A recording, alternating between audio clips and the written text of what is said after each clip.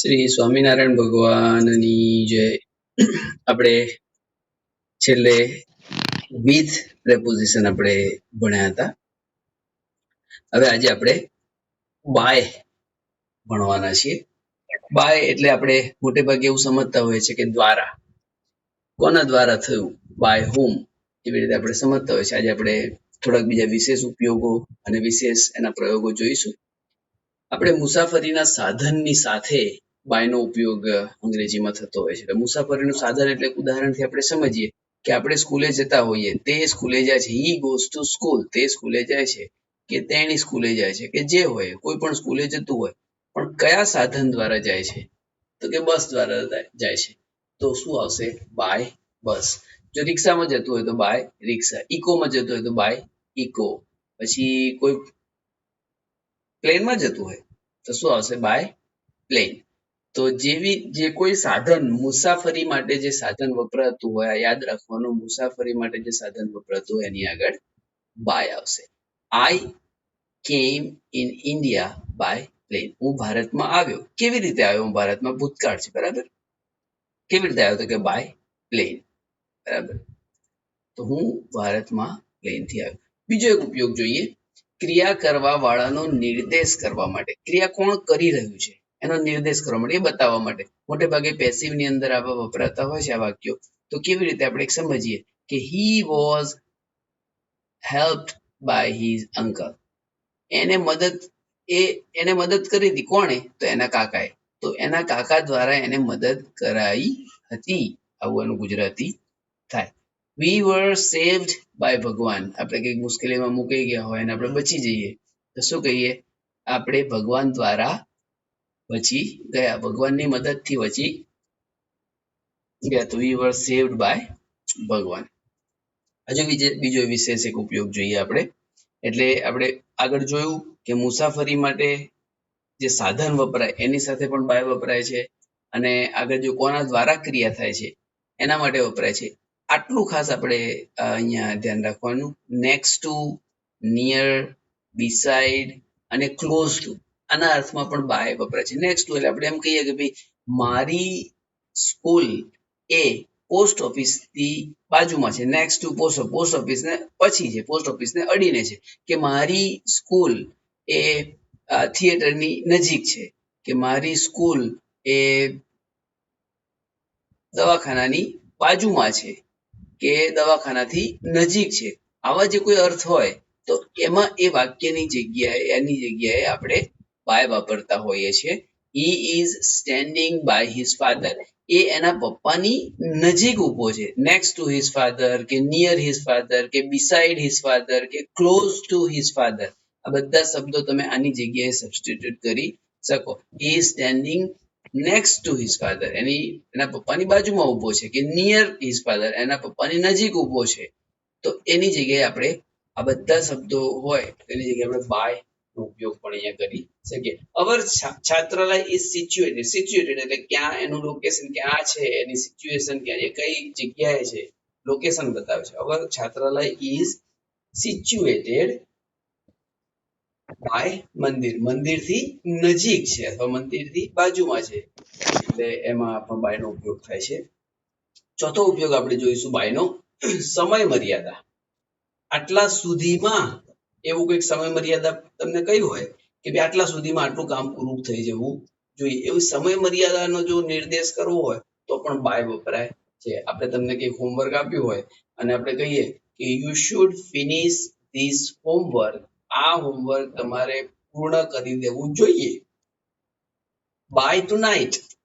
આજની રાત સુધીમાં, આજે રાત્રિ સુધીમાં તમારે આ કાર્ય પૂર્ણ કરી દેવું જોઈએ, બરાબર છે. He can submit his application by 1st June. He can, શકે, submit, અરજી દાખલ કરી શકે. ક્યાં આગળ? his application, પોતાની અરજીને. તે પોતાની અરજીને 1 જૂન સુધી દાખલ કરી શકશે. એટલે છેલ્લી તારીખ આવી નથી હજુ, તો એને 1 જૂન સુધી સમય છે, એ અરજીને સબમિટ કરી શકશે. વધુ એક ઉદાહરણ જોઈએ. I have to prepare this project by Monday. એટલા માટે આપણે ત્રીજું ઉદાહરણ જોઈએ છે, કારણ પછી આપણે જોઈશું થોડુંક આમાં કન્ફ્યુઝન થાય એવું છે આપણને. એ શું કન્ફ્યુઝન છે એ આપણે આગળ જોઈશું, પણ એ પહેલા ઉદાહરણ જોઈ લઈએ. I have to prepare this project by Monday. મારે આ પ્રોજેક્ટને તૈયાર કરવો પડશે. આઈ હેવ ટુ તૈયાર કરવો પડશે બાય મંડે, સોમવાર સુધીમાં આ પ્રોજેક્ટ મારે તૈયાર કરી દેવો પડશે. બરાબર છે. હવે મેં હમણાં તમને વાત કરી કે એક નાનું કન્ફ્યુઝન છે બાય અને અન્ટિલમાં. By versus until. બાય અને અન્ટિલમાં શું? અન્ટિલ એટલે પણ ત્યાં સુધી, જ્યાં સુધી હું કહું નહીં ત્યાં સુધી તું અહીંયા નહીં જ બેસી જાય. અન્ટિલ આઈ ટેલ યુ, હું તને ના કહું ત્યાં સુધી. બરાબર છે. આગળ પણ આપણે જોયું કે બાય નો અર્થ સુધી જેવો જ થાય. પણ અહીંયા જોઈએ હવે સમય મર્યાદા એટલે કે સુધીમાં કે તે પહેલા આવું હોય તો શું આવશે? બાય આવશે. સમય મર્યાદા હોય પણ કેવી? આટલા સુધીમાં કે તે પહેલા પણ પતાવી શકીએ. આપણે બાય જોયું, you should finish this homework by tonight. આજે રાત સુધીમાં તમારું હોમવર્ક પૂર્ણ થઈ જવું જોઈએ. જરૂરી નથી કે રાત સુધી કર્યા જ કરવાનું. બપોરે પૂરું થઈ જાય તો પણ ચાલે, સવારે પૂરું થઈ જાય તો ચાલે, પણ રાત પડે એ પહેલા તમારે આ પૂર્ણ કરી દેવું પડે. સમજ પડી? સમય મર્યાદા આટલા સુધીમાં કે તે પહેલા, આ એક અગત્યનું વસ્તુ છે. આટલા સુધીમાં કે તે પહેલા એટલે રાત સુધીમાં અથવા રાત્રિ પહેલા તમારે આ પૂરું કરવું. આવો જ્યારે વાક્યની અંદર ભાવ હોય ત્યારે બાય વાપરવું પડે. બરાબર છે. તમારે આ ગૃહ કાર્ય આજે રાત્રે કે તે પહેલા પૂર્ણ કરી દેવું જોઈએ. બીજું એક ઉદાહરણ જોઈએ. He should submit his application by 1st June.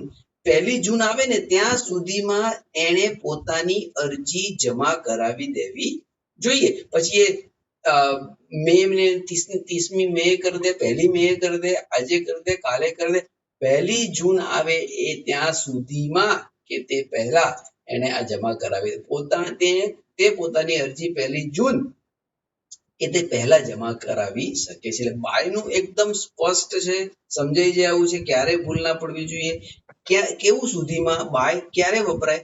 કે તમારે કોઈ પણ કાર્ય એ સમય મર્યાદા સુધીમાં પતાવી દેવાનું છે. પહેલા પતી જાય તો કઈ વાંધો નહીં, ત્યાં સુધી કર્યા કરવાનું છે એવું નથી. હવે આપણે સમય મર્યાદા એ ત્યાં સુધીમાં, આ સુધી કર્યા કરવાનું છે એનું આવશે. બરાબર છે.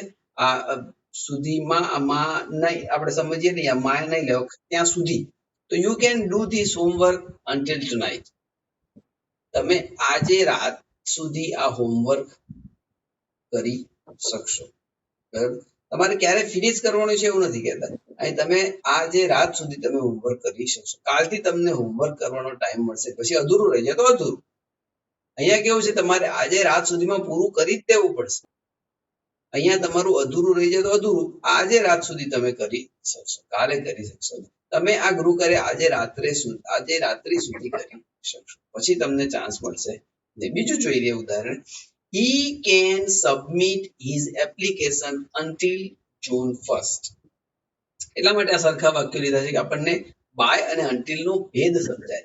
અહીંયા જોઈએ he should submit his application by 1st June અને he can submit his application until 1st June. હવે કેવું છે અહીંયા કે 1 જૂન સુધી એ પોતાની અરજી જમા કરાવી શકે. 1 જૂન પછી એને ચાન્સ નહીં મળે. 1 જૂન સુધી એની જોડે સમજ. અહીંયા તો 1 જૂન સુધીમાં એને કરી જ દેવાની છે. અહીંયા અધૂરી રહી ગઈ તો પૂરું થઈ ગયું, અધૂરું રહી ગયું તો પછી એને ફરીથી ચાન્સ મળશે નહીં. એટલે આમ એકદમ નજીક લાગે છે, પણ આટલું જો તમે સમજી જાઓ કે અહીંયા તમે એ કાર્ય તમારે એ સમય કે એ સમય પહેલા કે સમય સુધીમાં પૂર્ણ કરી દેવાનું છે. અહીંયા અધૂરું રહી જશે તો પછી ચાન્સ મળશે નહીં. પૂર્ણ કરી દેવું એવું જરૂરી નથી, પણ અધૂરું રહી જશે તો તમને ચાન્સ મળશે નહીં. અહીંયા આપણે છેલ્લું જે વાક્ય જોયું, આ અરજી 1 જૂન સુધી જમા કરાવી શકશે. એટલે અહીંયા સુધીનો અર્થ છે, સુધીમાં ખૂબ લખ્યું છે, સુધી. બરાબર છે.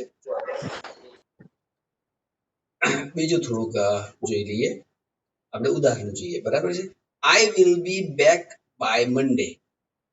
આનો અર્થ શું થાય? હવે જો એકદમ ભેદ સ્પષ્ટ થઈ જશે તમને. આટલું તો થોડુંક જો શાંતિથી સમજી જશો તો બિલકુલ વાંધો આવશે નહીં. I will be back by Monday. હું કેવી રીતે પાછો આવી જઈશ? બાય મંડે સુધીમાં, મંડે કે મંડે પહેલા, સોમવારે કે સોમવાર પહેલા, એટલે રવિવારે પણ આવી જવું, શનિવારે પણ આવી જવું, બરાબર છે. આઈ એમ અવે, આનો અર્થ શું થાય છે? જો કે હું બહાર છું, આઈ એમ અવે, હું બહાર છું. And I will be back on or before Monday, હું પાછો આવીશ ક્યારે? તો કે ઓન મંડે અથવા બિફોર મંડે. આ વાક્યનો અર્થ આવો થાય. I will be back by Monday, આ વાક્યનો અર્થ શું થશે? I am away and I will be back on or before Monday. હું બહાર છું અને હું કાં તો સોમવારે અને કાં તો સોમવાર પહેલા પાછો આવી જઈશ. સોમવાર સુધીમાં હું પાછો આવી જઈશ. રવિવારે આવી જાઉં, શનિવારે આવી જાઉં, કઈ નક્કી નહીં, પણ સોમવાર સુધીમાં પાછો આવી જઈશ. બરાબર છે. હું સોમવાર સુધીમાં કે તે પહેલા પાછો આવી જઈશ. બીજું એક ઉદાહરણ જોઈએ, અનટિલ નું, એટલે આપણે એકદમ ક્લિયર થઈ જશે. હવે આઈ વિલ બી અવે અનટિલ મંડે. અહીંયા શું હતું? I will be back by Monday. અહીંયા આઈ વિલ બી અવે અનટિલ મંડે.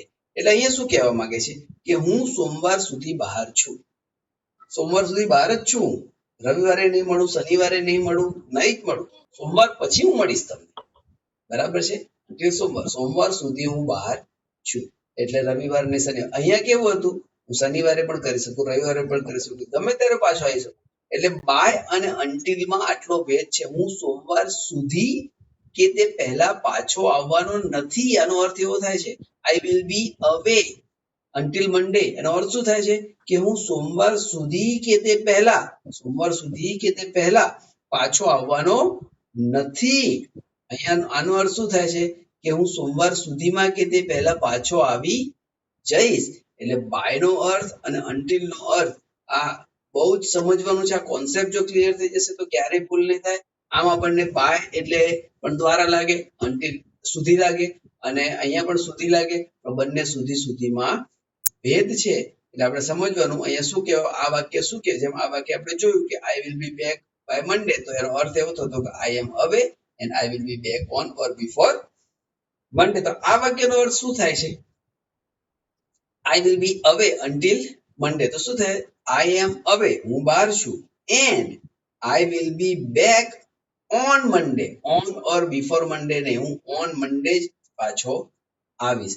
એટલે કે આ બીજું જે વાક્ય લખ્યું એનો અર્થ શું થશે? આઈ એમ અવે, હું બહાર છું, and I will not be back before Monday, હું સોમવાર પહેલા પાછો આવવાનો નથી.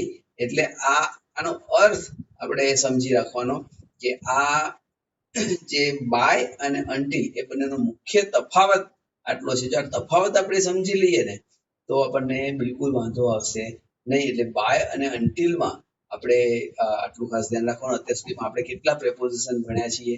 આપણે ઓન ભણી ગયા, ઓન ટુ ભણી ગયા, અપોન ભણી ગયા, ટુ ભણી ગયા, ફ્રોમ ભણી ગયા, ઓવર ભણી ગયા, અબવ, વિથ, અને આજે આપણે બે ભણ્યા બાય અને અનટિલ. એટલે આટલા પ્રેપોઝિશન્સ આપણે અત્યાર સુધીમાં ભણી ગયા છીએ. તો બધા ખાસ આ બધા રિવિઝન કરજો. બધા એકદમ આમ નજીક નજીક તમને લાગે કે ઓન ટુ આ તે બધું, પણ તમારે એમાં થોડુંક ઊંડા ઉતરવાનું, થોડુંક સમજવાનું. કેમ આ આવશે? જો તમે એનો કોન્સેપ્ટ સમજો, ગુજરાતી કરીને સમજવા જશો ને તો અઘરું પડશે. ગુજરાતી કરીને સમજવાનું નહીં, એનો કોન્સેપ્ટ સમજવાનો કે ભાઈ આ વિથ શેની સાથે આવ્યો, અબવ તો શેની સાથે આવશે, ઓવર અને અબવ એ બંનેનો તફાવત કેવો છે? તો આપણે પેલું મકાન હતું, મકાનની ઉપર સૂર્ય હતો, અને મકાન ક્યાં હતું? તો દરિયાની સપાટીથી ઊંચું હતું. તો એમાં આપણને ખ્યાલ આવી જવો જોઈએ કે ઓવર ક્યાં વાપરવું, અબવ ક્યાં વાપરવું. એટલે આ રીતે જો તમે સમજીને, મેં ગઈકાલે એક તમને મેસેજ મોકલ્યો હતો, પરમ દિવસે પણ મોકલ્યો હતો, કે તમે કેવી રીતે, આપણે એક સ્લાઇડ પણ બનાવી છે આમાં, કે કેવી રીતે તમારે આ ભણવું જોઈએ, આપણે પ્રેપોઝિશન્સની પ્રેક્ટિસ કેવી રીતે કરવી જોઈએ, એનું આ એક ઉદાહરણ છે. આ સમજી રાખવાનું. આ રીતે જો તમે પ્રેક્ટિસ કરશો ને તો તમને પ્રેપોઝિશનમાં કઈ વાંધો નહીં આવે. અને પ્રેપોઝિશન આવડશે એટલે પ્રેપોઝિશન એ અંગ્રેજી ભાષાનું હૃદય કહેવાય. પ્રેપોઝિશન તમને આવડશે એટલે ઘણું બધું આવડી જશે. આપણે સામાન્ય કાળ તો ભણી લીધો છે. હવે પ્રેપોઝિશનના લીધે આખું વાક્યનો ચામ અને વાક્યની મજા તમને, વાક્ય તમે આખું સમજી શકો એક આ શબ્દના લીધે. જો અહીંયા છે હી ઇઝ ગોઈંગ ખાલી જગ્યા મંદિર, આવું જ્યારે તમને આવે ત્યારે અહીંયા ટુ આવી ગયું, તમને આવડી ગયું કદાચ ટુ, પણ કોઈકનામાંથી જોઈને આવડી ગયું, કાં તો આશરે ગપ્પો મારી દીધું, એમ નહીં. પણ આ ટુ આવ્યું છે તો કેમ આવ્યું છે તેનું કારણ કૌંસમાં આવી રીતે લખી દેવાનું. અત્યારે તમે શરૂઆતમાં પ્રેક્ટિસ કરો 40-50 રોજના જે 40-50 વાક્યો આપણે બનાવવાના કયા છે. ઘણા વિદ્યાર્થીઓના મેસેજ આવે છે. સરસ, એ બધાને અભિનંદન છે જે પ્રેક્ટિસ કરે છે. દરેક વિદ્યાર્થીએ પ્રેક્ટિસ કરવી જોઈએ. પણ અહીંયા આ રીતે પ્રેક્ટિસ કરશો ને, જે વિદ્યાર્થી મોકલે છે એ લોકોને પણ વિનંતી કે આ રીતે પ્રેક્ટિસ કરશો તો તમને એકદમ દ્રઢ આવડી જશે કે તમે જે આ ટુ મૂક્યું એ કેમ ટુ મૂક્યું. અહીંયા બાય કેમ નહીં ને એટ કેમ નહીં ને બીજું કેમ નહીં, ફ્રોમ કેમ નહીં, ટુ જ કેમ આવ્યું? તો કે વસ્તુની તરફ જાય છે. હી ઇઝ ગોઈંગ, તે જાય છે, તે જઈ રહ્યો છે વસ્તુની તરફ, એટલે કે મંદિરની તરફ, કોઈ સ્થાન તરફ જતા હોય ત્યારે શું આવે? ટુ. એટલે વસ્તુની તરફ જાય છે અથવા સ્થાન તરફ જાય છે એવું અહીંયા કૌંસમાં લખો એટલે તમને ખબર પડે કે અમે ટુ કેવી રીતે વાપર્યું. સી ગોટ પ્રેઝન્ટ, એને ભેટ મળી. ફ્રોમ હર અંકલ, પોતાના કાકા પાસેથી, કાકા તરફથી. તો આ તરફથી જે હતું ફ્રોમ ની અંદર વિભાગ, એના લગતું આ વાક્ય છે એટલે આપણે અહીંયા ફ્રોમ વાપર્યું.